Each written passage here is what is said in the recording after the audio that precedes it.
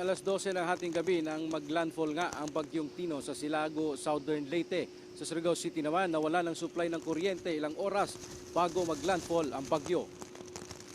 Kagabi pa lang, ramdam na sa buong Surigao City ang hagupit ng Typhoon Tino. Ilang puno ang nabuwal dahil sa lakas ng hangin.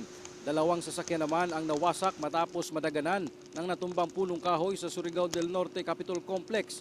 Nakahambalang naman sa National Highway ng Surigao City ang punong ito ng aming maabutan. Mas lumakas pa ang hangin pagdating ng alas 10 ng gabi. Halos liparin na ang bubong ng covered court sa Surigao City West City Central School na nagsisilbing evacuation center para sa mahigit 100 na pamilya mula sa Barangay San Juan sa Surigao City. Nawala ng supply ng kuryente ang buong syudad bago mag alas 11 kagabi dahil sa malakas na hangin at ulan at hanggang ngayon ay hindi pa ito na ibabalik. Ayon sa CDRRMO Surigao City, wala pang naiulat sa kanila ng mga pinsala dulot ng bagyong Tino at nagpapatuloy pa rin daw ang kanilang post-disaster assessment.